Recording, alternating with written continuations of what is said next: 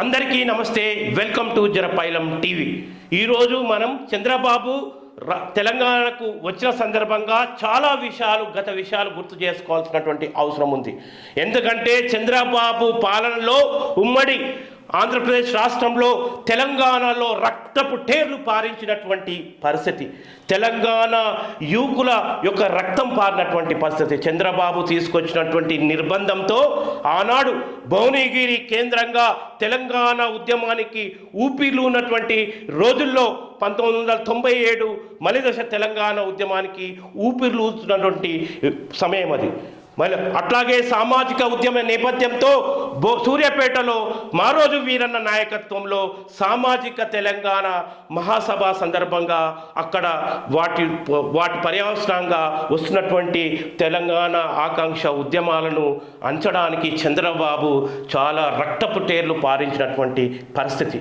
ఇక్కడ ఇలా బెల్లి లలితక్కను భువనగిరిలో 17 ముక్కలు చేయడంతో పాటు మారోజు వీరన్న తెలంగాణ సామాజిక తెలంగాణ సాధన దిశగా సకల సబ్బండ కులాల ఇవాళ ఒక గొంతుకై ఇవాళ నినదిస్తూ ఒక అశేష ప్రజా జనభావాల్ని కూడగట్టి ఒక ఉద్యమ ప్రభావంలో పోతున్నటువంటి పరిస్థితుల్లో మారోజు వీరన్నను దారుణంగా హత్య చేపించినటువంటి పరిస్థితిని మనం ఎట్లా మరుద్దాం తెలంగాణగా. ఇవాళ తెలంగాణ ఉద్యమాన్ని అంచడానికి ఇలా ఒక లుంపెన్ శక్తులను కూడగట్టి ఆ లుంపెన్ శక్తులను ఒక అరాచక ప్రైవేట్ ముఠాలుగా మార్చి నరహంతక నయీం ముఠా లాంటి సృష్టించి తెలంగాణ ఉద్యమానికి ఊపిర్లు ఊతున్నటువంటి ఉద్యమకారులను ఊచకోత చేపించి ప్రైవేట్ కిరాయి హత్యలు చేపించినటువంటి చరిత్ర చంద్రబాబుది. ఇది ఎట్లా మరుస్తాం మనం? ఇవాళ వాస్తవంగా ఇన్ని కిరాతకాలు చేసి మొత్తం తెలంగాణ ఉద్యమాన్ని అంచాలనుకున్నా కానీ అది సాధ్యపడలేదు. తొర్రూరు ఐలన్నను పట్టపగలు తొర్రూరులో పట్టుకొని ఇవాళ మాట్లాడదాం అని తీసుకొని పోయి హనుమకొండలో అతి దారుణంగా హత్య చేయించినటువంటి పరిస్థితి. అంటే ఇవాళ తెలంగాణ ఎట్లా మరుస్తుంది? తెలంగాణ ఉద్యమకారుల ఉసురును తీసి వాళ్ళ రక్తాన్ని పారించిన చంద్రబాబు చరిత్ర మామూలు చరిత్ర కాదు. తెలంగాణలో చాలా నష్టం చేసిండు. తెలంగాణలో వేలాది మంది యువకులను ఇవాళ నల్లదండు ముఠాల చేతిలో, ఇక్కడ ప్రైవేట్ సైన్యం నయీం లాంటి ముఠాల చేతిలో హత్య చేయించినటువంటి చరిత్ర మనం ఎట్లా మరుద్దాం? తెలంగాణ ఉద్యమకారులను జైళ్లలో బంధించి వారి కుటుంబాలను కూడా సంక్షోభంలో పడిచినటువంటి చంద్రబాబును ఎట్లా మరుస్తుంది ఈ తెలంగాణ? ఇలా మారోజు వీరన్న లాంటి ఒక ఈ తెలంగాణ భూమి బిడ్డను వెంటాడి చంపి దానికి బూటకపు ఎన్కౌంటర్ పేరద్దినటువంటి చంద్రబాబును ఎట్లా మరుస్తుంది ఈ తెలంగాణ? సామాజిక తెలంగాణ గొంతుకను ఇవాళ మారోజు వీరన్నను అతి దారుణంగా చంపి సామాజిక తెలంగాణ యొక్క ఒక లక్ష్యాన్ని మనకు దూరం చేసినటువంటి చంద్రబాబును మనం ఎట్లా మరుస్తాం? బెల్లి లలితక్కనైతే 17 ముక్కలు చేసి బెల్లి లలితక్కను చంపినటువంటి చరిత్ర. ఇవన్నిటికీ మనలాంటి వాళ్ళం సజీవ సాక్ష్యాలం. రక్తాన్ని పారించి తెలంగాణ యువత రక్తాన్ని పారించినటువంటి చరిత్ర చంద్రబాబుది. కేవలం ఎందుకు ఇంత హత్యాకాండ కొనసాగించిండు తెలంగాణలో అంటే, తెలంగాణ ఉద్యమానికి అప్పుడే పురుడు పోసుకొని తెలంగాణ ఉద్యమానికి ఊపిరిలూతున్నటువంటి మారోజు వీరన్న బెల్లి లలితలు మిగతా వాళ్ళను చంపితేనే, ఈ ఊపిరిలూదే కాడ చంపితేనే మనం తెలంగాణను అడ్డుకోవచ్చు అని చెప్పేసి ఆనాడు అసెంబ్లీలో తెలంగాణ పదాన్ని, జై తెలంగాణ నినాదాన్ని నిషేధించినటువంటి ఒక వ్యక్తి, ఒక ఆనాటి ముఖ్యమంత్రి చంద్రబాబు నాయుడు. తెలంగాణ నినాదాన్ని ఇక అసెంబ్లీలో ఉచ్చరించకూడదని చెప్పిన వ్యక్తి చంద్రబాబు నాయుడు. ఇన్ని రకాలుగా ఇవాళ ప్రతి గ్రామంలో రక్తాన్ని పారించినటువంటి చరిత్ర చంద్రబాబు నాయుడుది. ఇంత హింసాకాండ కొనసాగుతున్నటువంటి క్రమంలో ఉద్యమం ఉవ్వెత్తున లేసి, తెలంగాణ ఉద్యమం ఉవ్వెత్తున లేసి ఆగలేదు. అతను చంద్రబాబు సంబంధించినటువంటి ఆనాడు రాజ్యహింస అలవని కాదు. ఎంత తీవ్రమైనటువంటి రాజ్యహింస అంటే తెలంగాణలో అసలు ప్రతి ఊర్లో రక్తం పారినటువంటి చరిత్ర. నయీం లాంటి ఒక ముఠాలను కిరాయి హంతక ముఠాలను సృష్టించి తెలంగాణను ఏ రకంగా ఒక ప్రైవేట్ హత్యలు చేపించినటువంటి చరిత్ర మనం చూసినాం ఇక్కడ. ఆ చరిత్ర అంతా కూడా ఇవాళ తెలంగాణ ప్రజల మెదళ్లలో ఇలా ఒక దుఃఖభరితమైనటువంటి రూపంలో ఎప్పటికీ మనం చేసుకునేటటువంటి చరిత్ర ఇప్పటికీ చూస్తున్నాం. అట్లాంటి వేళలో చంద్రబాబు విధించినటువంటి ఈ నిర్బంధ కాండను అధిగమిస్తూ తెలంగాణ పోరాటాన్ని, మలదేశ తెలంగాణ పోరాటాన్ని ఊరూరా వాడవాడ యావత్ తెలంగాణలో దీన్ని మొత్తం మారుమోదే విధంగా జై తెలంగాణ నిదాలతో ఇవాళ తెలంగాణ ప్రజలు ముందుకొచ్చి తెలంగాణ రాష్ట్రాన్ని సాధించుకున్నటువంటి చరిత్ర. అట్లాంటి చరిత్ర గల చంద్రబాబు ఇవాళ ఎప్పుడో ఓటుకు నోటు కేసులో ఇక్కడ తట్టాపుట్టా చదువుకొని ఆంధ్రాకు పలాయనం చిత్తగించినటువంటి పరిస్థితి. ఆ ఓటుకు నోటు కేసులో ఇవాళ రేవంత్ రెడ్డి ఒక ప్రధానమైనటువంటి ఒక నిందితుడుగా ఆనాడు ఉన్నటువంటి వేళ, అట్లా ఆ ఓటు కేసులో చంద్రబాబు ఆంధ్రప్రదేశ్కు పరిమితమైతే ఇలా రేవంత్ రెడ్డి ఒక జాక్ పాట్ కొట్టిండు. ఓటుకు నోటు కేసే అతనికి టర్నింగ్ పాయింట్. చంద్రబాబుతో ఉంటే ఇలా సీఎం అయ్యేటటువంటి పరిస్థితి ఉండునా లేకపోనా తెలియదు, కానీ ఇవాళ మళ్ళీ రేవంత్ రెడ్డి ఒక ప్రమోషన్ ద్వారా ఇలా కోస్తాంధ్ర కమ్మకుల పెట్టుబడిదారుల ప్రమోషన్ ద్వారా రేవంత్ రెడ్డి సీఎం అయ్యాడని చెప్పేసి మనకు చాలా చోట్ల ఇలా గుసగుసలు వినబడుతున్నాయి. మేధావులలో, ఉద్యమ శక్తులలో, తెలంగాణ పౌర సమాజంలో ఈ మాట మాట్లాడుకుంటున్నారు. రేవంత్ రెడ్డిని ఇవాళ ముఖ్యమంత్రిగా ప్రమోట్ చేయడంలో ఇవాళ కోస్తాంధ్ర కమ్మకుల పెట్టుబడి కూడా ఉన్నది, ఆర్థిక సహాయం ఉన్నది. హైదరాబాద్లో ఉన్నటువంటి ఏదైతే కోస్తాంధ్రకు సంబంధించినటువంటి పెట్టుబడి ఏదైతే ఉందో రేవంత్ రెడ్డికి సహకారంగా ఉండడం ద్వారా అది ఒక ప్రధానమైనటువంటి అండగా రేవంత్ రెడ్డి ఈరోజు ముఖ్యమంత్రి కాగలిగాడని చెప్పేసి ఇవాళ ఒక విషయం ఒక పెద్ద విస్తృత స్థాయిలో చర్చ జరుగుతున్నటువంటి పరిస్థితి. ఎందుకు రేవంత్ రెడ్డికి పెట్టాల్సి వచ్చినటువంటి ముచ్చట్లు తెలంగాణలో మాట్లాడుకుంటున్నారు అంటే, ఇవాళ రేవంత్ రెడ్డి ముఖ్యమంత్రిని చేస్తే మా ప్రయోజనాలు నెరవేరుస్తారు, రాష్ట్రం విడిపోయినప్పటికీ మా పెట్టుబడులు తెలంగాణలో ఉన్నాయి, మా ఆస్తులు తెలంగాణలో ఉన్నాయి, ఇవాళ అటువంటి వాటికి ఇంకా మా వ్యాపార వృద్ధికి రామోజీ లాంటి ఫిలిం సిటీలు కట్టించారు కదా వాళ్ళు చంద్రబాబు సహకారంతో. ఇవాళ అట్లాంటిది ఇవాళ మా ఆస్తుల వృద్ధికి, మా వ్యాపారానికి డోకా ఉండదు, మనోడు ముఖ్యమంత్రి అయితే ఇవాళ మనకు డోకా ఉండడని చెప్పేసి ఆనాటు గురు శిష్యుల అనుబంధాన్ని బేస్ చేసుకొని రేవంత్ రెడ్డి మా ప్రయోజనాలను తప్పకుండా నెరవేర్స్తాడని చెప్పేసి ఇలా ప్రమోట్ చేశారని చెప్పేసి తెలంగాణ సమాజం చర్చించుకుంటున్నది. ఎస్, ఆ చర్చ మనం విన్నప్పుడల్లా ఇది వాస్తవమే అనిపిస్తుంది. అదే జరుగుతుంది ఇప్పుడు.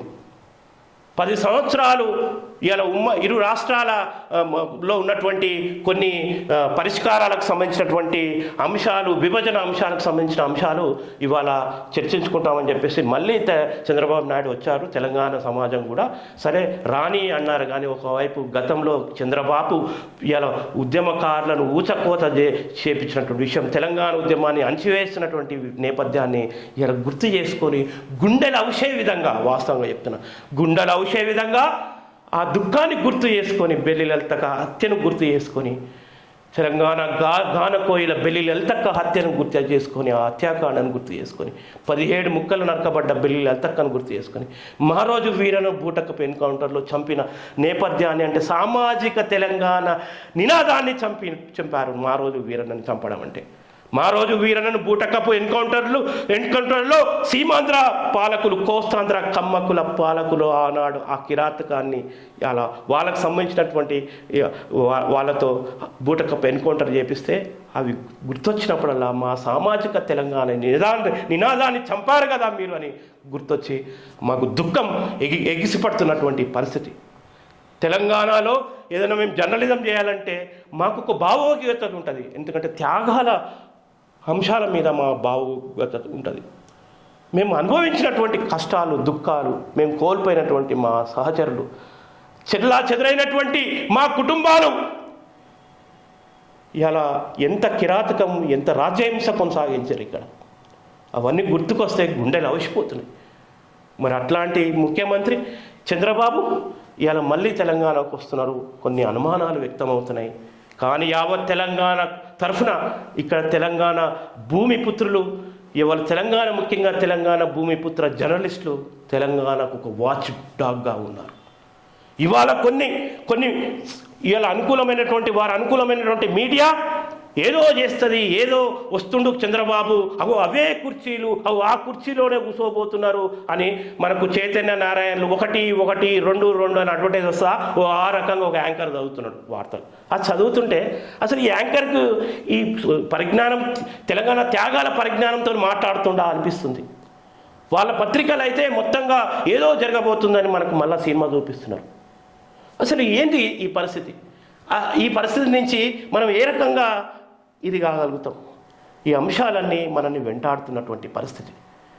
అనుమానమే అనిపిస్తుంది తప్పితే నమ్మలేని పరిస్థితి. చంద్రబాబుని మళ్ళీ ఏదో ఆశలు పెడుతున్నారు. ఆశలతో ఇవాళ మళ్ళీ వచ్చి ఏదో చేయబోయేటటువంటి పరిస్థితి. కాబట్టి తెలంగాణ ప్రజలు ఇక్కడ ముఖ్యంగా Telangana Bhoomiputra media watch dog లాగా పనిచేయబోతుంది. వీళ్ళ కలయిక, వీళ్ళు ఏం చేస్తున్నారు, ఏం జరుగుతుంది. ఎందుకంటే ఒకప్పుడు పెద్ద మనుషుల ఒప్పందం ద్వారా ఆ మాట తప్పి మనల్ని మోసగించబడ్డం. మనకు 69లో తెలంగాణ ఉద్యమంలో ఇక్కడ తెలంగాణ యువతరాన్ని మొత్తం కూడా 369కి పైగా యువతరాన్ని ఊచకోత కోస్తే ఇవాళ మన అక్కడున్నటువంటి హైదరాబాద్లో రోడ్లపై రక్తం పారినటువంటి చరిత్ర. ఆ రకంగా ఆనాడు తెలంగాణ నినాదాన్ని, జయ తెలంగాణ నినాదాన్ని అంచేశారు. మలిదశ తెలంగాణ ఉద్యమంలో చంద్రబాబు సృష్టించినటువంటి ఒక హత్యాకాండంలో ఇక్కడ వేలాది అమరులయ్యారు. మళ్ళీ ఏం చేస్తారు? తెలంగాణోడు నీ అంతా నువ్వే కావాలరా నాయనా, నీ అంతలా నువ్వు పిసుకోవాలి, నీ ఆశయాన్ని నెరవేర్చుకోవాలంటే అని ఆత్మహత్యలకు మళ్ళా తర్వాత పాలకులు పురిగొల్పారు. ఎప్పుడు చూసినా బలయ్యేటటువంటి చరిత్ర. మరి ఇన్ని జరిగినా మనం తెలంగాణ వాళ్ళము వాస్తవంగా ఒక్క ఆంధ్ర వాళ్ళ మీదనైనా దాడి చేశారా? ఇక్కడ చేయలేదు. ఇవాళ రాజ్యాంగానికి కట్టుబడి, చట్టానికి లోబడి ఇవాళ ఉన్నటువంటి ఒక గొప్ప సంస్కృతి తెలంగాణ సంస్కృతి. తెలంగాణ సంస్కృతి ఇలా అందరినీ తనలో ఇముడ్చుకునేటువంటి సంస్కృతి. హైదరాబాద్ సంస్కృతి ఇలా అన్ని రాష్ట్రాల ప్రజల్ని ఇక్కడ ఇముడ్చుకొని అన్నదమ్ములుగా కలివిడి కలిసే సోదరభావంతో కూడుకున్నటువంటి సంస్కృతి, గొప్ప సంస్కృతి మన హైదరాబాద్ సంస్కృతి. ఒక్కరిని కూడా మనం దాడి చేయలేదు ఇక్కడ తెలంగాణ తరఫున. సోదరభావంతోనే ఇలా మెదిగినాం, నినాదాన్ని ఇచ్చినాం. మాకు ఇక్కడ ఆంధ్ర పేద ప్రజలు మా శత్రువులు కాదు. ఇక్కడ పనిచేసే శ్రామికులు, ఆంధ్ర పేద శ్రామికులు, వాళ్ళు మా శత్రువులు కాదు, మా తెలంగాణకు శత్రువులు.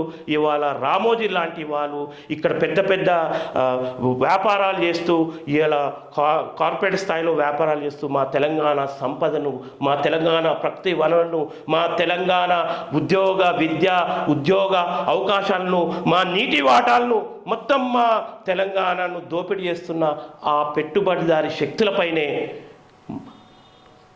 కోస్తాంధ్ర కమ్మకుల పెట్టుబడిదారుల శక్తులపైనే, సీమాంధ్ర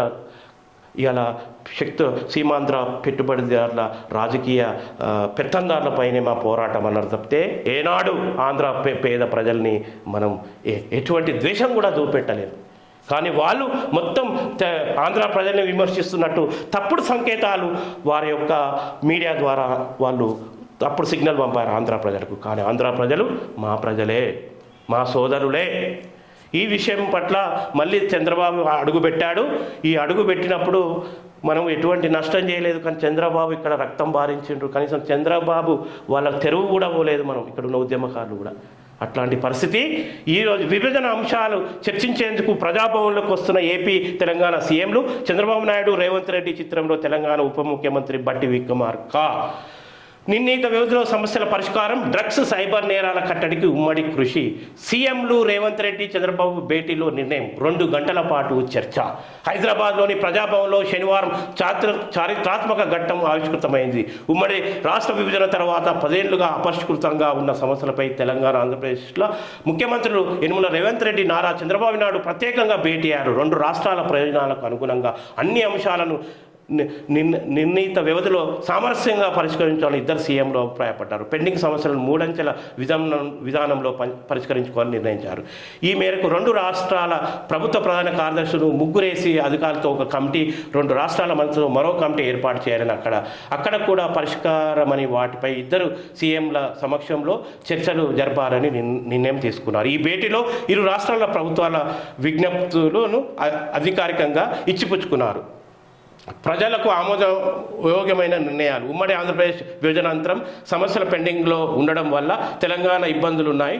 ఏపీకి కూడా ఇది సమస్యగా ఉంది. ఏపీ సీఎం చంద్రబాబు నాయుడు చర్చల ద్వారా పరిష్కరించుకుందాం లేఖ రాయడం ఆనందం కలిగించింది. దానికి వెనువెంటనే అంగీకారం తెలిపాను. ప్రపంచంలో చర్చలతో పరిష్కారం కాంది ఏది ఉండదని చెప్పేసి తెలంగాణ ముఖ్యమంత్రి రేవంత్ రెడ్డి ఇక్కడ పేర్కొన్నారు. సెంటిమెంట్ను గౌరవించాలా, నడుపుకుందామని చెప్పేసి ఇవాళ చంద్రబాబు నాయుడు ఇవాళ పేర్కొంటున్నాడు. చూద్దాం, వేచి చూద్దాం. మరి ఇక్కడైతే మొత్తం ఇవాళ తెలంగాణ యువతరం త్యాగాలతో తెచ్చుకున్నటువంటి తెలంగాణలో ఇవాళ మనం వేచి చూద్దాం ఏం చేస్తారని చెప్పేసి. ఈ రకంగా నాటి చంద్రబాబుతో మొదలుకొని సీమాంధ్ర పాలకులు తెలంగాణ ఉద్యమ క్రమంలో చేయని నేరం లేదు, చేయని ఘోరం లేదు. మరోవైపు ఒక మీడియా కథనాలు వస్తున్నాయా? మరి ఇది ఏ మీడియా సృష్టి? ఆ మీడియాకు ఎవరు ఏపీఆర్ఓలు ఇటువంటి సమాచారాన్ని ఇస్తున్నారు? మీడియాను ఏ రకంగా పక్కదారి పట్టిస్తున్నారు? మరి ఏ విషయాల ఆధారంగా ప్రజలను మభ్యపెట్టాలి చూస్తున్నారు అనే విషయం చూసుకున్నట్లయితే, ఇగో Gangavaram port, Machilipatnam port, Krishnapatnam port. Gangavaram port వచ్చేసి 630 కిలోమీటర్లు ఉంటుంది మన హైదరాబాద్కు. ఇలా మచిలీపట్నం పోర్టు 352 కిలోమీటర్లు ఉంటుంది. కృష్ణా పోర్టు 480 కిలోమీటర్లు ఉంటుందయ్యా. దీన్ని ఏం చేస్తారంటే, పోర్టులలో మాకు భాగస్వామ్యం కావాలి, పొత్తు కావాలని ముందర తీసుకొచ్చి పెట్టారు కొత్త ఎజెండా. మరి పొత్తు ఎందుకయ్యా నాయన? నువ్వు మచిలీపట్నం, గంగవరం, కృష్ణా పోర్టు, ఆ పోర్టులలో మనం పొత్తు అడిగితే రాష్ట్ర రాజధానిగా, ఉమ్మడి రాష్ట్రాల రాజధానిగా చేద్దామని చంద్రబాబు అడుగుతాడు. దానికి ఎవరు సమాధానం చెప్తారు? మళ్ళీ త్యాగాలని గంగలో కలిపినట్టేనా? మళ్ళీ తెలంగాణ త్యాగాలతో తెచ్చుకున్నటువంటి తెలంగాణ సుదీర్ఘంగా ఇక్కడ కోస్తాంధ్ర సీమాంధ్ర పాలకులు ఇక్కడ రక్తపు తేళ్లు పారిస్తే తెలంగాణ యువతని కొంత ఆలోచన, విజ్ఞత కలిగిన, చింతన కలిగిన త్యాగపరులను మొత్తం హత్య ద్వారా నరహంతక చర్యలు సృష్టించి వాళ్ళని చంపేస్తే, హత్య చేస్తే, ఆ త్యాగాలతో అమరవీరులు ఇక్కడ తమను తాము ఆత్మహత్యకు పూనుకొని వాళ్ళు చనిపోతే, ఉద్యమకారులు జైళ్లలో, వాళ్ళ కుటుంబాలు మొత్తం ఛిద్రమైన జైళ్లలో ఉండి తెలంగాణ ఉద్యమానికి కట్టుబడి నిలబడి కొట్లాడి తెలంగాణ తెచ్చుకుంటే, సకల సబ్బండ వర్గాలు ఇక్కడ 1 మిలియన్ మార్చ్ ద్వారా తెలంగాణ నిదాన్ని ప్రపంచానికి చాటి చెప్తే, ఇవాళ మళ్ళీ పొత్తు అని ఎట్లా తీసుకొస్తున్నావు రేవంత్ రెడ్డి? నిన్నే అడగాల్సి ఉంటుంది. మీ పిఆర్ఓలు ఇవాళ ఇది పరోక్షంగా లీక్ చేసి మళ్ళీ లేనిపోని కళ్ళబొల్లి పొత్తులు మాటలు చెప్తూ మళ్ళీ పొత్తులు కలుపుకుంటే, కృష్ణపట్నంని మనం అడిగితే, గంగవరం, కృష్ణపట్నం, మచిలీపట్నం పోర్టు మళ్ళీ అడిగితే మనకు రాష్ట్ర రాజధాని, ఉమ్మడి రాష్ట్ర రాజధాని కావాలి అనే అవకాశాలు ఉంటాయి చంద్రబాబు నాయుడు. ఎస్, ఖచ్చితంగా ఉంటాయి. ఎందుకంటే ఇప్పుడు నిన్ను రేవంత్ రెడ్డిని నమ్మలేని పరిస్థితి. మీరిద్దరూ గురు శిష్యుల అనుబంధం.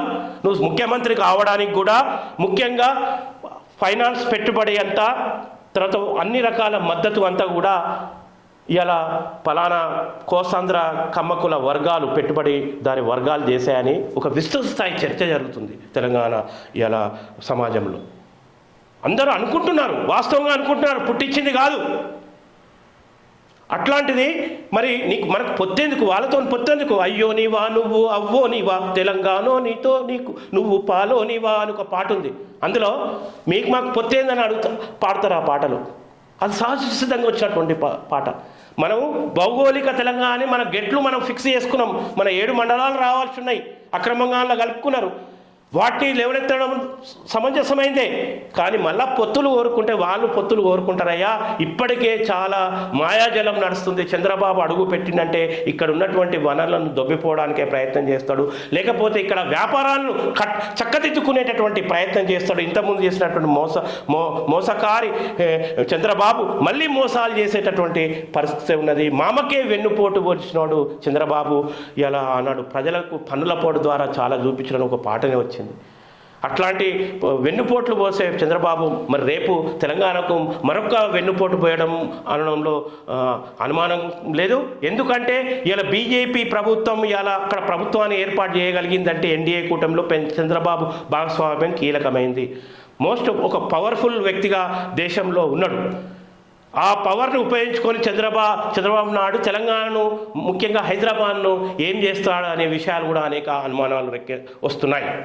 కాబట్టి ఇక్కడ జాగో తెలంగాణగానే ఎప్పటికీ తెలంగాణ ప్రజలు చాలా అలర్ట్ అయినారు. లేనిపోని గొంతెమ్మ కోరికలు చూసా, నా తెలంగాణ భాష మరిపోయి గొంతెమ్మ కోరికలు అని చెప్పేసి ఆంధ్ర పదం నేను ఉచ్చరించాల్సి వస్తుంది. నా భాషను, నా తెలంగాణ నా భాషను మర్చిపోయే విధంగా చేసింది.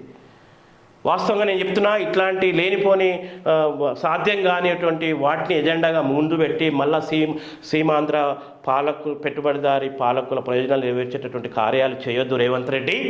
మళ్ళీ మరోసారి మనం తెలంగాణ సమాజం, తెలంగాణ ప్రకృతి వనరులు కానీ ఏది కానీ మోసపోవద్దు. నువ్వు ఈ పొత్తు అడిగితే, నువ్వు పోర్టు పొత్తు అడిగితే, నాకు హైదరాబాద్ పొత్తు అడుగుతాడు, తక్కువ వాళ్ళు ఏం కాదు వాళ్ళు.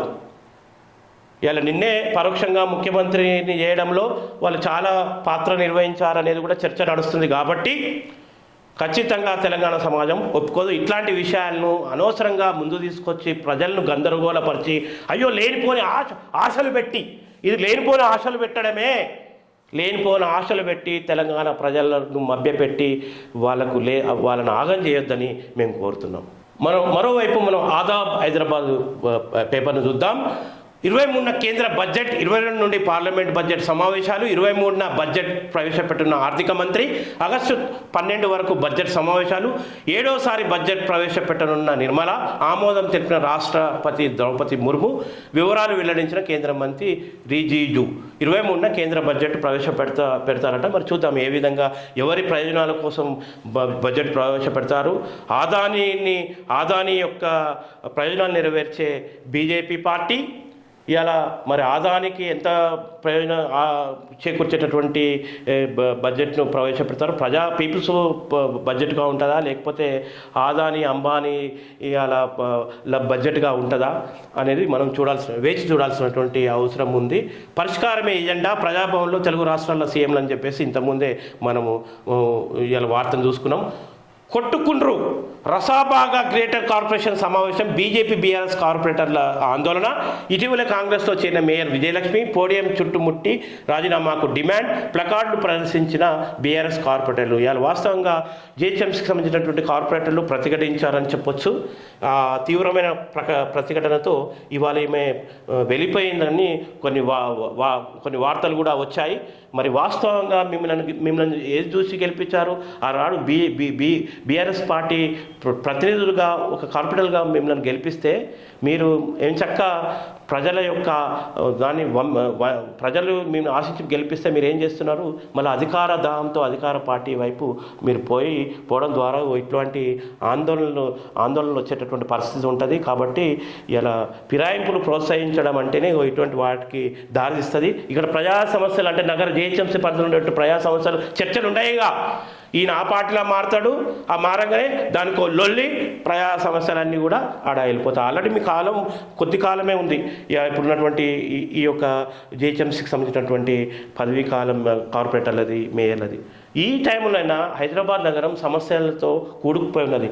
ఆ సమస్యను పరిష్కరించాల్సినటువంటి ఇటువంటి సభలు కొట్టుకునే విధంగా, అంటే ఈ ఘర్షణకు ఎందుకు తావిస్తున్నంటే ఫిరాయింపులను ప్రోత్సహించడం ద్వారా కార్పొరేట్లను అక్రమ మార్గంలో ఇలా మీరు చేర్చుకోవడం ద్వారా కాంగ్రెస్ పార్టీ చేర్చుకున్న ఇటువంటి లొల్లి అవుతున్నది. ఇటువంటి లొల్లు వెంటనే బంద్ చేయాలి. ఎందుకంటే ఈమె కూడా విజయలక్ష్మి వాళ్ళ నాయన మొన్న కేకే పోయి ఆడ చేరిండు. ఫస్ట్ బిడ్డను పంపించిండు. వాళ్ళ కొడుకులు బిడ్డల వారసత్వానికే పునాదులు వేసుకుంటారు. ముసలోడైనా పెద్ద మనిషి చాలా ఏళ్ళు ఉంటాయి ఇప్పటికీ.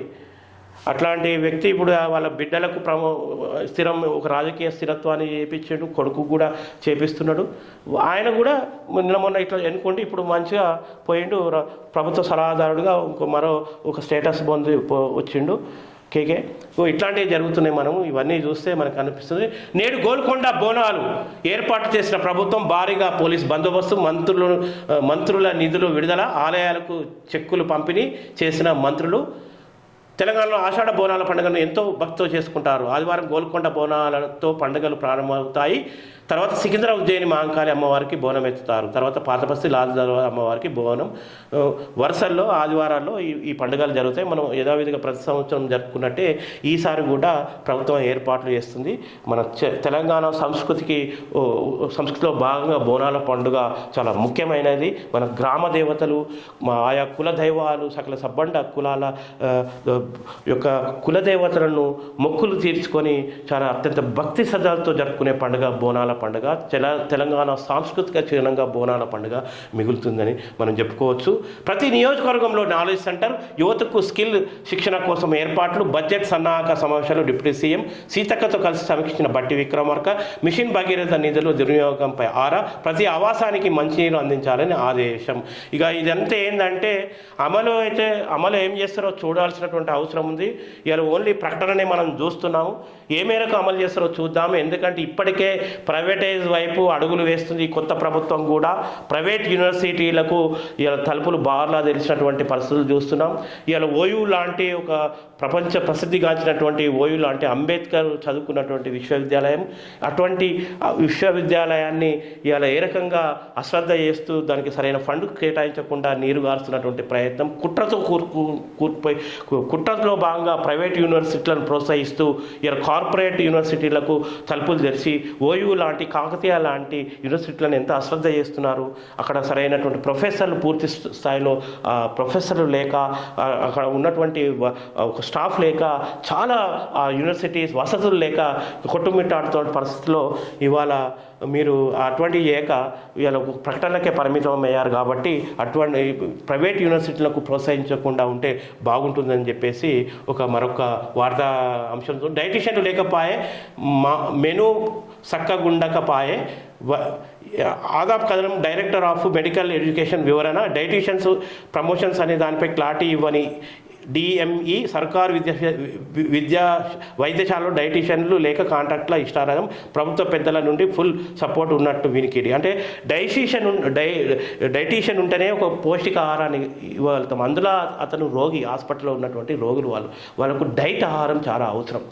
ఏ మోతాదులో ఎంత డైట్ ఇవ్వాలనేది చాలా అవసరం. అట్లాంటి వాళ్ళను మీరు పూర్తిగా నియమించుకోక, అటువంటి ఉద్యోగస్తులను మీరు పూర్తి స్థాయిలో స్టాఫ్ను డైటీషియన్ నియమించుకోకపోతే డైట్ కరువు అయిపోయి నాసిరకమైనటువంటి భోజనం వారికి అందించడం ద్వారా పేషెంట్లకు వాళ్ళ ఆరోగ్యం ఇంకా క్షీణించేటటువంటి ప్రమాదం ఉంది. కనుక సత్వరం డైటీషియన్ల యొక్క నియామకాలను చేపట్టి అన్ని హాస్పిటల్లో, ప్రభుత్వ హాస్పిటల్లో, ప్రధాన ప్రభుత్వ హాస్పిటల్లో డైటీషియన్లను ఇలా తొందరగా నియమించాలని కోరుకున్నటువంటి పరిస్థితి. బీజేపీకి టచ్లో 26 మంది ఎమ్మెల్యేలట, మోడీ ప్రభుత్వం ఏర్పడ్డాక దేశం ప్రశాంతంగా ఉంది అని ఒక వార్తా కథనం, ఊహాగానాలతో కూడినటువంటి వార్తా కథనాన్ని మనం అక్కడ చూస్తున్నాం. మరోవైపు ఇది ఒక వార్త వచ్చింది, ఐడ్రీమ్ మురళీపై అర్బన్ నక్సల్స్ కన్ను. అరే ఇదేం కథ? ఐడ్రీమ్ మురళీపై అర్బన్ నక్సల్స్ కన్ను అట. హైదరాబాద్లో కేసు నమోదు, పోలీస్ వర్గాల ఆరా, అండగా ఉంటామన్న TJS, all India working journalist సంఘాలు. అతను ఒక సీనియర్ పాత్రికేయులు, ఆసక్తి కొద్ది క్రైమ్ వార్తలపై ఫోకస్, ఇంటర్వ్యూలు, లోతైన సంభాషణలు ఆయనకు సొంతం.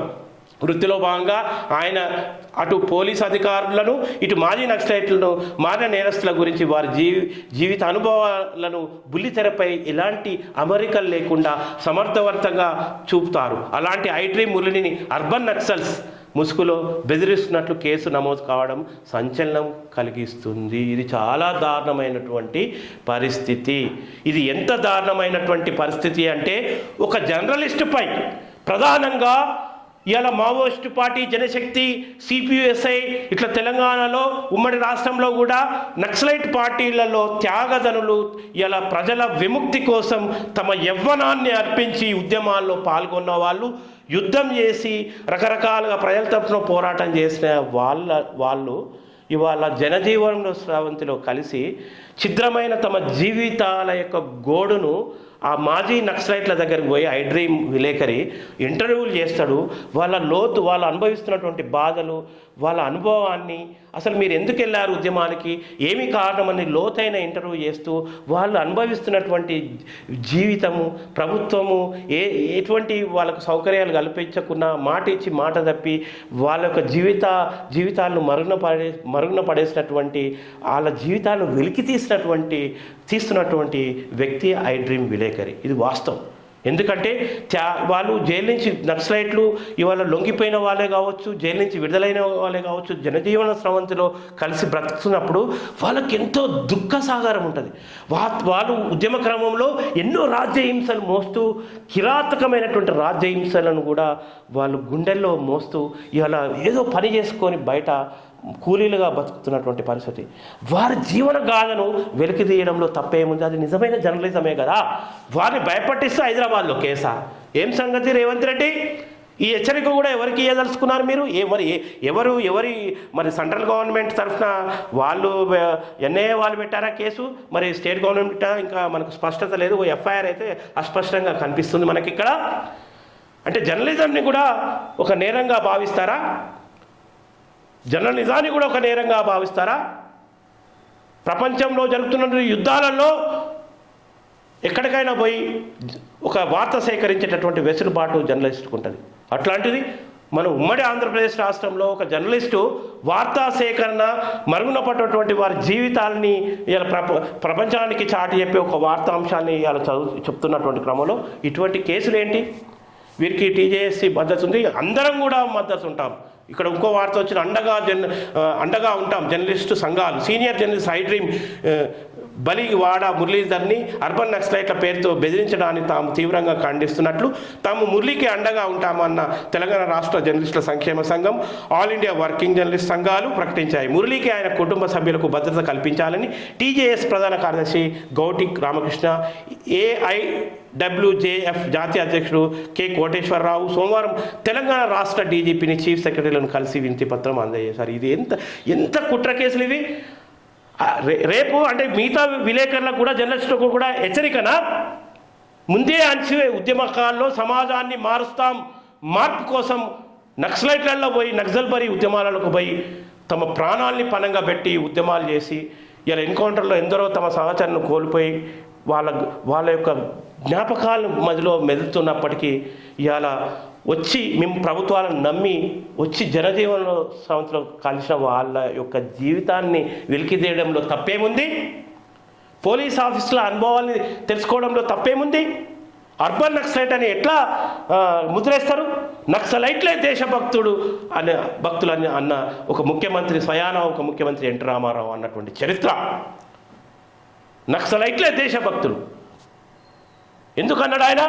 కుటుంబాలను వదిలేసి సమాజ మార్పు కోసం కంకణం కట్టుకున్న నక్సలైట్లు ఇంత పోరాటం చేస్తుంటే ఆ పోరాటాన్ని చూసి ఆనాడు నేను చిన్నగున్న ఆ టైంలో స్కూల్ విద్యార్థిని నేను, నక్సలైట్లే దేశభక్తుడు అన్నాడు. ఆ స్టేట్మెంట్ నేను ఒక 4వ తరగతి 5వ తరగతిలో చూసిన ఆ స్టేట్మెంట్ నాకు బాగా గుర్తుంది.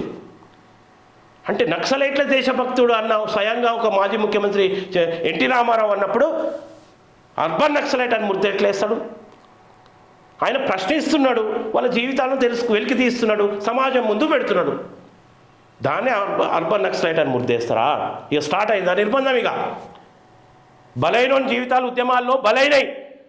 లొంగిపోండి అని పిలుస్తున్నారు, కరెక్టే. వచ్చినాక ఏం చేస్తున్నారు? పట్టించుకోరు. కేసులు పెడుతున్నారు. కేసులు పెడితే ఊకే కోట్ల చుట్టూ తిరిగి వాన్నో ఇన్నో పైసలు అడిగి కోట్ల చుట్టూ తిరిగే పరిస్థితి వాళ్ళది, మాజీ నక్సలైట్లది. వాళ్ళని కేర్కన పోతే పని కూడా ఇస్తలేరు. వీడు అన్నల్లా తిరిగి వచ్చిండు అని అందరు. అంటే ఎంత దరిద్రంగా చాలామంది అయితే అనారోగ్య కారణాల వల్ల చనిపోయారు. మనుషులు కాదా? సమాజం కోసం మేము ఏదో చేద్దామని పోయిన వ్యక్తులు లొంగిపోయి వస్తే వాళ్ళని మనుషులుగా చూడరా? ఇలాగా మనం చూస్తున్నాము. డిపార్ట్మెంట్ని అడ్డం పెట్టుకొని, ఎస్ఐబిని అడ్డం పెట్టుకొని ప్రభాకర్ రావు అంటాడు రిటైర్డ్ అయినా కానీ మళ్ళీ కేసీఆర్ ఒక ఉద్యోగం ఇచ్చి ఒక పోస్టును సృష్టించి, రాధాకిషన్ అంటూ 2013లో నల్గొండ వైఎస్టీగా రిటైర్డ్ అయినోని కూడా మళ్ళీ తీసుకొచ్చి వెల్మ కుల పోని ఆ వెల్మ కుల సీఎం, వెల్మ కుల పిచ్చి సీఎం కేసీఆర్ మళ్ళా పోస్టింగ్ ఇచ్చి ఫోన్ ట్యాపింగ్ ద్వారా ఆఖరికి ఆడోళ్ళ ఫోన్లో నువ్వు ట్యాప్ చేసిన అనైతికమైనటువంటి సంఘ విద్రోహ శక్తులకు విద్రోహానికి పాల్పడినటువంటి నేరగాళ్ళు వాళ్ళని పెట్టి ఆ ప్రభాకర్ రావు అంటే ఆయన తెలంగాణ ద్రోహానికి పాల్పడ్డోళ్ళను వాళ్ళని ఇక్కడికి తీసుకొచ్చేది పోయి ఇటువంటి కుట్ర కేసులు పెట్టడమా? అంటే మళ్ళా తెలంగాణ మొత్తం నిర్బంధ తెలంగాణగా మార్చాలనుకుంటున్నారా? ఈ సంకేతం ఎటువైపు దారితీస్తుంది? చీకటి కోణాలను అర్థం చేసుకోవడం, ప్రతి ఉద్యమంలో విభిన్న కోణాలను, చీకటి కోణాలను అర్థం చేసుకోవడం, లొంగిపోయిన నక్సలైట్లు వాళ్ళ జీవన విధానాన్ని ప్రపంచానికి చాటి చెప్పడం, ప్రభుత్వానికి చెప్పడమే కదా అది. ప్రభుత్వం మాటిస్తుంది, మేము లొంగిపోండి, మేము ఇచ్చేస్తామని అంటుంది కదా. కానీ ఏం చేస్తుంది? ఎక్కడ చూసినా మాట తప్పిన వ్యవహారమే. అటువంటి కీలక విషయాల్ని రిపోర్టుగా పంపిస్తున్నారు. ఈ విషయాన్ని చూసి మిగతా రిపోర్టర్లకు కూడా అలాంటి మేమందరం కూడా ఆ రిపోర్టర్ రేపు సేకరించేటటువంటి పరిస్థితి ఉంటుంది. ఏదో బూచి చూపి అక్బర్ నక్సలైట్ బూచి చూపి ఇది చేస్తే ఇప్పటిదాకా పెట్టి అని దరిద్రం కేసులే, కుట్ర కేసులే, ఒక్కటి నిరూపించబడలేదు. లాస్ట్ జడ్జి ఏమంటాడు, నీ కేసు కొట్టివేయబడ్డది పో అంటే వచ్చేస్తారు. పాపం అన్ని రోజులు వాళ్ళు సంవత్సరాల తరబడి కోర్టుల చుట్టూ తిరిగి తింపేటటువంటి పరిస్థితి ఇది చూస్తున్నాం మనం. ఇప్పటికి కూడా అవే కొనసాగుతున్నాయి. కానీ ఇట్లా ఒక జర్నలిస్టుపై ఇట్లాంటివి చేస్తే జర్నలిస్టు సంఘాలు ఆల్రెడీ డిక్లేర్ చేసినాయి. మిగతా సమాజం, తెలంగాణ సమాజం అయితే ఈ జర్నలిస్టుకు వెన్నుదన్నుగా నిలబడబోతుంది. ఇట్లాంటి పనులు అంటే రాజ్యహింసను కూడా జర్నలిస్టులపై ఉపయోగించకండి. ఇలా ప్రజాస్వామ్యానికి 4వ స్తంభమైనటువంటి మీడియాని అంచే ప్రయత్నం చేస్తే మీడియా ఇంకా మీరు ఎంత అంచాలని చూస్తారో అంత ఈ ఉద్వేగంగా ఇలా పైకొచ్చి అసలు వాస్తవాన్ని ప్రజలకు చెప్పేటటువంటి పరిస్థితి ఉంటుంది. లొంగిపోయిన నక్సలైట్లకు మానవతా దృక్పథంతో వాళ్ళకు ఒక బతుకు తెరువు చూపించండి, బతకనియండి. ఇప్పటికీ వేధింపులే లొంగిపోయిన నక్సలైట్లకు. కొందరు లొంగిపోయిన నక్సలైట్లకు లేకపోతే జనజీవన సంస్థలో నక్సలైట్లకు పేరు మీద నక్సలైట్ షీటే కాక వాళ్ళ పేరు మీద కాన్ఫిడెన్షియల్ ఫైల్స్ ఉంటాయి పోలీస్ స్టేషన్లో, కాక మళ్ళీ రౌడీ షీట్లు. ఎక్కడ ఏదైనా అడగపోయినా ఓ రౌడీ ముద్రలు వేయడం, అంచివేత కొనసాగించడం. మళ్ళీ అంచివేస్తే ఏమవుతుంది? ఎటువైపు పోవాలా? మళ్ళీ లొంగిపోయిన నక్సలైట్ ఎటువైపు పోతాడుగా? సమాజంలో బతకనియరా? సమాజం చూస్తేనేమో ఫోన్ ట్యాపింగ్ లాంటి దుర్మార్గమైన చర్యలు కనిపిస్తున్నాయి. అవి కనిపిస్తలేవా? వాటిపై లేదా శ్రద్ధ? అసలే వాళ్ళు లొంగిపోయిన నక్సలైట్లు కొంత చైతన్యంతో, ఒక సిద్ధాంతపరమైన చైతన్యంతో ఉన్నటువంటి వాళ్ళు అన్నీ ఆలోచిస్తారు. గతి తర్కం కూడా వాళ్ళకు తెలుసు. ఈ పరిణామాన్ని వాళ్ళు ఏ రకంగా స్వీకరిస్తారు? ఇక ఇంత నిర్బంధం, మా జీవితాన్ని ఇంటర్వ్యూ చేసిన ఒక జర్నలిస్ట్పై ఈ కేసు మోపితే ఏంది అని మాజీ నక్సలైట్లు ఏం ఆలోచిస్తారు? లొంగిపోయిన నక్సలైట్లు, జనజీవన సంస్థలో కలుస్తున్న నక్సలైట్లు ఏం ఆలోచిస్తారు? అంటే మళ్ళీ మీరు ఈ సమాజాన్ని శాంతియుతంగా ఉండనియరా? నేరాలకు కారణం మీరే అవుతారా? కాబట్టి ఇట్లాంటి విషయాలను ఏమాత్రం సహించదు. తెలంగాణ జర్నలిస్టులు అయితే ఏమాత్రం సహించేటటువంటి పరిస్థితి ఉండదు. ఇటువంటి పనికిరాని విషయాల్ని కొన్ని బంద్ చేసి నిజంగా డ్రగ్ కంట్రోలు, యువతరం అంతా నాశనం అవుతుంది. ఏ వాడకు పోయినా బానిస అయినటువంటి యువకులు మనకు కనిపిస్తారు. గంజాయి మత్తు, డ్రగ్స్ కంట్రోలు, ఇట్లాంటి నేరాలని, సమాజంలో నేరాలను అరికట్టండి. కానీ సమాజాన్ని చైతన్యవంతం చేద్దామనుకున్న జర్నలిస్టులపై ఇటువంటి నిర్బంధాలు మోపొద్దు అనేది మేము తీవ్రంగా ఖండిస్తున్నాము. ఖచ్చితంగా ఒక జర్నలిస్ట్గా తీవ్రంగా ఈ విషయాన్ని ఖండిస్తున్నాము. పరిహారం లేదు, పరామర్శ లేదు. రైతు ప్రభాకర్ కుటుంబానికి ఏది సర్కార్ భరోసా? కనీసం ఓదార్పుకు ముందుకు రాని రాష్ట్ర ప్రభుత్వం. న్యాయం చేయాలని అర్థిస్తున్న బాధిత కుటుంబం. విచారణకు వచ్చిన ఎంఆర్ఓ కాళ్ళు పట్టుకున్న పిల్లలు. కలెక్టర్కు గోడు వెళ్ళబోసుకున్న తండ్రి వీరభద్రయ్య. పరకలింపులకు తీరిక లేని ఖమ్మం మంత్రులు. ఫిరాయింపు ఎమ్మెల్యేల చేరికల్లో ఎవరికి వారు బిజీ. దగ్గరలోని మంత్రి ఫామ్ హౌస్ అయినా తొంగి చూడలే. రైతు కుటుంబానికి నేడు బీఆర్ఎస్ నేతల పరామర్శ అని చెప్పేసి ఒక ప్రధాన వార్త మన నమస్తే తెలంగాణలో వచ్చింది. తమ కుటుంబానికి న్యాయం చేయాలని కోరుతున్న ప్రభాకర్ కుటుంబం. ఏదైతే రైతు ఆత్మహత్య చేసుకున్నాడో చింతకాని మండలంలో, ఆ ఆత్మహత్యను ఒక వివాదాస్పదంగా మారుస్తున్నారు మీడియా ద్వారా. ఇప్పటికీ వాస్తవాలను కూడా సంబంధిత పోలీస్ డిపార్ట్మెంట్, అక్కడ పోలీస్ అధికారులు వెల్లడించలేదు. ఇంకా దర్యాప్తు పూర్తి కాలేదు. ప్రాథమిక అంశాలను కూడా వెల్లడించలేదు. కనీసము బట్టి విక్రమార్క కాన్స్టిట్యున్సీ అది, వాళ్ళ ఫామ్ హౌస్ కూడా దగ్గర ఉందట. ఇక్కడ బిజీగా ఉన్నాడు. మళ్ళీ ఆంధ్ర తెలంగాణ పొత్తు, ఎందుకంటే బార్డర్ ఏరియా కదా బట్టి విక్రమార్కది, ఆంధ్ర తెలంగాణ బార్డర్ ఏరియా. ఇలా ఈ బిజీలలో ఉన్నాడు. ఈ పొత్తుల బిజీలల్లో, ఆ బిజీలలో ఉన్నాడు. లేకపోతే ఫిరాయింపులు ఎట్లా ప్రోత్సహించాలి, ఇతర ఎమ్మెల్యేలను ఇలా జిహెచ్ఎంసీ కార్పొరేట్ ఎట్లా చేర్చుకోవాలనే బిజీలో ఉన్నారు తప్పితే, నీ కాన్స్టిట్యున్సీలో నీ రైతు చనిపోతే, నీకు ఓటు వేసిన రైతు చనిపోతే నువ్వు పోయి రావా? బట్టిని అడుగుతున్నాం మనం. మళ్ళా దీనికి ఒక మీకు అనుకూలమైన మీడియాలో దీనికో వివాదం, ఆత్మహత్య వెనుక అది ఉంది, ఆ కుట్ర కోణం ఉంది, ఈ కుట్ర కోణం ఉందని వివాదం లేపడం. మరి వివాదం లేపినప్పుడు మీ అంటలే పోలీస్ డిపార్ట్మెంట్ ఉన్నప్పుడు తక్షణం ముందు పెట్టవచ్చు కదా, ఫలానా వాళ్ళు ఈ ఆత్మహత్యను పురిగొల్పారు అని చెప్పేసి. ఇన్ని అనుమానాలను మొత్తంగా మీడియా ద్వారా ప్రసారం చేస్తే, మీ అనుకూలమైనటువంటి మీడియా ప్రసారం చేస్తే ఒక వివాదాంశంగా మార్చిండ్రు. మరి పోయి నేనున్నా, మీ ఓట్ల ద్వారా నేను ఉప ముఖ్యమంత్రి అయినా, ముఖ్యమంత్రి అయ్యేది ఉంటే ఉప ముఖ్యమంత్రి అయినా, అయ్యా ఫస్ట్ నా కాన్స్టిట్యూన్సీలో రైతుకి ఇట్లాంటి బాధ వచ్చింది అని ఒక పలకరిస్తే ఏం పోయింది నీకు? మా దళితుడే ముఖ్యమంత్రి కావాలి, మా దళితుడే ముఖ్యమంత్రి కావాలని మేము కోరుకుంటున్నాం కదా. మా దళితుడు ముఖ్యమంత్రి అయితే నా దళిత బిడ్డ వచ్చి మా లాంటి వాళ్ళందరినీ కలవగలుగుతాడు కదా. దొరలను పటేళ్లను ముఖ్యమంత్రి చేస్తే ఎప్పుడైనా మమ్మల్ని దూరంగానే ఉంచారు కదా తాత ముత్తాతల నుంచి. మా దళితుడన్నా ఒకసారి తెలంగాణకు ముఖ్యమైతే మమ్మల్ని దగ్గర తీసుకొని హక్కున చేర్చుకుంటారని తెలంగాణ భావిస్తుంది అయ్యా. బట్టి మరి దళిత ఉప ముఖ్యమంత్రిగా కనీసం ఇక్కడ వైఫల్యం చెందిన పలకరేయడానికి ఇది కరెక్ట్ కాదు. నువ్వు ఒక్కసారి పలకరింపించి మనోధైర్యం నింపి, వాస్తవంగా ఈయన ఆత్మహత్యనే మొత్తం ఒక వివాదంగా మారుస్తున్నారు. ఆత్మహత్యను మనిషి ఏమైనా ఎక్కువై వస్తాడా? బాధలు ఉంటేనే ఆత్మహత్య చేసుకునేటటువంటి దౌర్భాగ్య పరిస్థితి ఉంటుంది.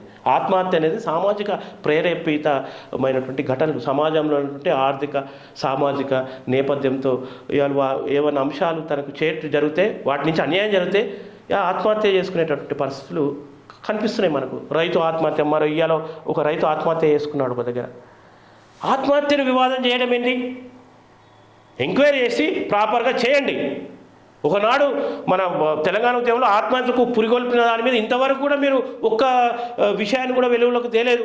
కేవలం పత్రికల్లో ఇట్లా పులిగొల్పారని చెప్తున్నారు. వాస్తవమే, అగ్గిపెట్ట మచ్చ ఉన్నాడుగా, అగ్గిపెట్ట మచ్చ ముట్టించుకోవడం ఏం లేదు. ఇతరులు కాలు తెచ్చేటట్టు చేసినవాని గురించి పెద్ద అంటారుగా మచ్చ గురించి. అట్లాంటి ఏదైనా ఉంటే వెలుగులోకి తీసుకురండి.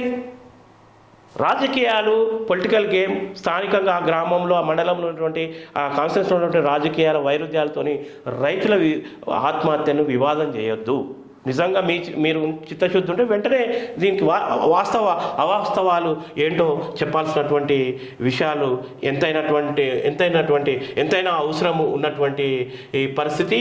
మరో ముఖ్యమైన వార్త, మన కేసీఆర్, మన వెల్మకుల దొరవారు ఎర్రవల్లిలోని తన నివాసంలో ఖమ్మం, మహబూబ్నగర్, వేములవాడ, నర్సాపూర్, ఇబ్రాహీంపట్నం నాయకుల కార్యకర్తతో మాట్లాడుతున్న బీఆర్ఎస్ కేసీఆర్ అని చెప్పి ఎర్రవల్లికి రప్పించుకుంటున్నారు. పార్టీ బలోపేతంపై కేసీఆర్ దృష్టి, గులాబీ పార్టీకే తెలంగాణ అండ, పార్టీ శ్రేణులతో అధినేత చర్చలు, దిశానిర్దేశం చేస్తూ ముందుకు, కాంగ్రెస్ పాలనలో తెలంగాణ ఆగం, ప్రజలకు అండగా నిలబడాలని నాయకులు కార్యకర్తలు పిలుపు. అయ్యా నీకు ఒక్కటే చెప్తున్నాం, ఇంతకుముందు జర పైలం టీవీ అనేక సార్లు కూడా చెప్పింది, అయ్యా జర పైలం, అయ్యా కేసీఆర్ జర పైలం.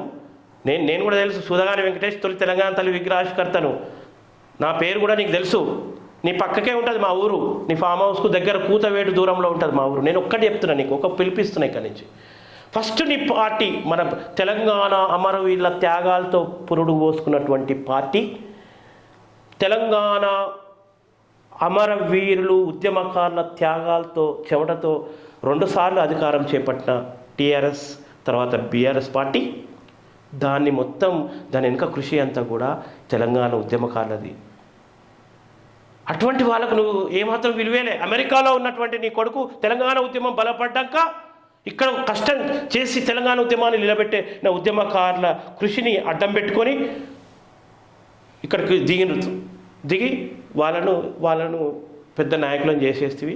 నీ కుటుంబ మమకారంతో నువ్వు వాళ్ళ చేతిలో అధికారం పెట్టగానే దుర్వినియోగం చేస్తే, కవితనేమో జైల్లో పోయి ఉన్నది, తిహార్ జైల్లో. నీ కొడుకు చేసిన అవకతవకల వల్ల చాలా విషయాలు ప్రజలు విస్మరించుకున్నారు. రాజకీయ అనుభవం లేదు వాళ్ళకు.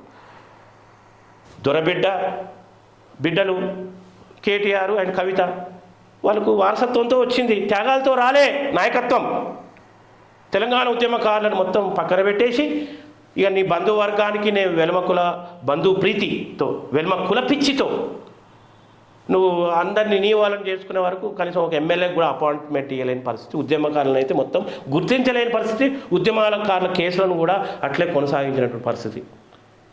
ఇప్పుడు కూడా తెలంగాణ కేసులు నడుస్తున్నాయి. నా మీద కూడా తెలంగాణ కేసులు ఇప్పటికీ ఉన్నాయి, ఇంకా జడ్జిమెంట్ రాలేదు. అంటే నువ్వు చేసిన మామూలు విషయం. ఇప్పటికైనా ఎవరు ఎప్పుడు నమ్ముతారంటే నీ కొడుకును, బిడ్డను, అల్లుడిని మొత్తం హరీష్ ఖాన్ నుంచి దూరం పెట్టేసాయి. తెలంగాణ ఉద్యమకారుల చేతిలో నువ్వు నాయకత్వం అప్పచెప్పినావు అనుకో, చాలా అందరు భుజాల మీద నువ్వు దిశానిర్దేశం చేసినటువంటి కర్తవ్యాన్ని మీరేసుకొని కాంగ్రెస్ పార్టీకి ప్రత్యామ్నాయ గొప్ప ప్రతిపక్షంగా నిలవగలుగుతాడు. పునాది కార్యకర్తలకు నువ్వు అధికారం నీ పార్టీలో ప్రాధాన్యత ఇచ్చినప్పుడు ఇవాళ ఖచ్చితంగా ఈ పార్టీ బలపడుతుంది. లేకపోతే ఇక నువ్వు మళ్ళా పాత అదే మాట పాడిందే పాటరా పాసు పనుల పాట అన్నట్టు మళ్ళా ఇట్లా మభ్యపెట్టి మా వాళ్ళందరినీ మభ్యపెట్టి మళ్ళా నువ్వు రేపు ఉద్యమం బలపడ్డాక మళ్ళీ మాకు అధికారం వస్తా అంటే మళ్ళీ నీ కొడుకు బిడ్డ అల్లుళ్ళు మళ్ళీ వీళ్ళు పెత్తనం చేస్తే మళ్ళీ ఎక్కడ వేసిన గొంగడు అక్కడే ఉన్నట్టు వ్యవహారం అవుతుంది. అదే అనుమానాలు వస్తున్నాయి. మళ్ళీ నీకు ప్రాధాన్యత ఇస్తే అప్పుడంటే తెలంగాణ రాష్ట్రం కోసం ప్రాధాన్యత ఇచ్చినాం, మళ్ళీ నీకు ప్రాధాన్యత ఇస్తే నీ నాయకత్వానికి ప్రాధాన్యత ఇస్తే మళ్ళీ నువ్వు అట్లా చేయవని నమ్మకం ఏంది? ఒక్కసారన్నా ప్రకటన చేయి. ఎస్, నా కూతురు తప్పు చేసింది కాబట్టి జైల్లో ఉన్నది, నా కొడుకు అధికార దుర్వినియోగానికి పాల్పడ్డాడు, ఇవన్నీ జరిగినాయి, ఇక ముందు నన్ను తెలంగాణ ప్రజలారా నన్ను క్షమించండి, నమ్మి నన్ను మీరు గెలిపించారు, నన్ను క్షమించండి అని ఒక క్షమాపణ కోరి, ఎందుకంటే తీవ్రమైన నేరారోపణలు నీపై వస్తున్నాయి, ఫోన్ ట్యాపింగ్ లాంటి నేరారోపణలు వస్తున్నాయి, కాళేశ్వరం లాంటి అవినీతితో కూడుకున్నటువంటి కాంట్రాక్టుల లబ్ధి కోసం ఇవాళ కాంట్రాక్ట్లు, బాండ్స్, ఇవన్నీ నేరారోపణలు వస్తున్నప్పుడు మళ్ళీ నీ చిత్తశుద్ధిని కృషి చేయాలంటే ఒక్కొక్క ఈ పుట్టుకతో తెలంగాణ ప్రతి బిడ్డ పుట్టుకతో ఉద్యమకారుడు. ఆ ఉద్యమకారులకు మామూలు ఒక స్పిరిట్ ఉండదు. రేవంత్ రెడ్డి తప్పుతున్నటువంటి మాటల మీద ఉద్యమించే శక్తి ఆ ఉద్యమ శక్తులకే ఉంటుంది. వారికి నువ్వు గౌరవ అధ్యక్షునిగా ఉండి పార్టీ అంతా ప్రజలకు అంకితం చేయి. నా పార్టీని ప్రజలకు అంకితం చేస్తున్నా, బీఆర్ఎస్ పార్టీని, తర్వాత నా కుటుంబాన్ని మమకారాన్ని దూరం పెడుతున్నా, నా శేష జీవితంలో నా తెలంగాణనే ముఖ్యమంటే రేపు నిన్ను మొక్కుతారు ఇట్లా. నువ్వు ఒక్క పిలిపి మేమందరం వచ్చి అక్కడ నిలబడతాం, నీ ఫామ్ హౌస్ కాడికి వస్తాం. ఇంతవరకు మాలాంటి వాళ్ళకి నీ ఊరికి దగ్గర నాది ఇంతవరకు కలవలే. ఎందుకంటే రాజీ పడం, మేము రాజీ పడని వ్యక్తులం. ఎప్పుడు అట్లే వస్తుంటాం, హైదరాబాద్ కూడా అట్లే వస్తుంటాం, రాజీ పడం, చూస్తుంటాం నువ్వు చేసేటన్నీ చూస్తున్నాం. ఘనకార్యాలు ఎక్కడెక్కడ ఆస్తులు సంపాదించుకున్నావు అనేది, నీ బిడ్డ ఎక్కడ సంపాదించింది, కొడుకు ఎక్కడ ఏం చేసిండు, ఏ ఘనకార్యాలు, నీ అన్న కొడుకు ఏం చేసిండు, ఇవన్నీ తెలుసు మాకు. గప్పున నోరు మూసుకున్నాం మీరు అధికారంలో ఉన్నప్పుడు. ఇవాళ మళ్ళీ అట్లా నువ్వు నాయకత్వాన్ని పెట్టు, ఉద్యమ శక్తులకు పెట్టు, చూద్దాం ఏమవుతుందో చూద్దాం. జాతీయ స్థాయిలో నువ్వు ప్రధాని అయినా అది ఇది లేదు, చెప్పలేం.